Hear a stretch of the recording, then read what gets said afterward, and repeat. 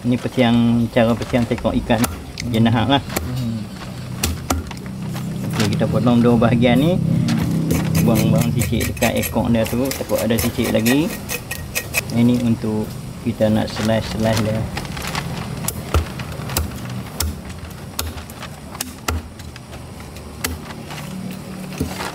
Okey, macam tadi pakcik kata 2 kilo sekok kan, yang dia boleh untuk macam pakcik sekarang kita jual RM7. RM7. RM7 seketil tak masak, dengan masak lah. Kalau masak siap RM7. Okey, ni kita dapat 2 ketui. Lepas tu bahagian perut kita potong, buang dia punya isi perut dia. Lepas tu yang ni lemak dah.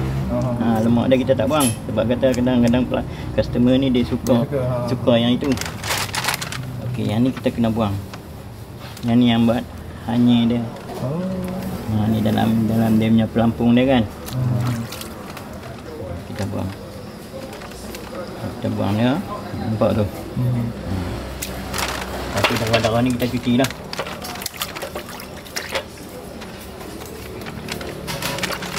Yang ni kita slice lagi.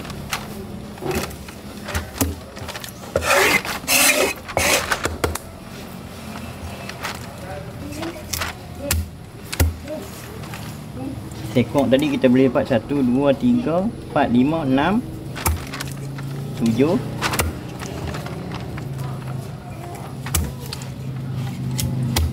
8, 9, 10,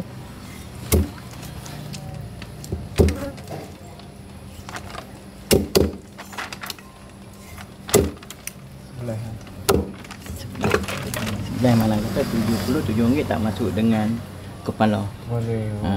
Mana kata kita beli kalau 2 kilo dalam RM52. Yang tu dah untung kita. Dengan kepala dengan isi yang belen tu. Mana kata kita sebelah RM77 dengan kepala kata pakcik jual RM12. Sebab pakcik jual harga memang macam tu Adim. Kadang-kadang 12, 13, kadang-kadang Ni 12. Pakcik jual memang pakcik tak mau sebab apa Adim. Kadang-kadang pakcik orang main makan kesian. Kadang bukan semua siapa tak nak untung. Yalah, betul. Kalau kita niaga semua kita nak, tapi kita tak sampai tahap tu. Sebab tu kadang-kadang bila orang kata, "Woi, kedai pakcik ramai orang." Mungkin disebabkan satu pelaris kita yang tu ya. Harga murah. Makan sedap. Ikan segar. Ikan segar, orang makan pun happy.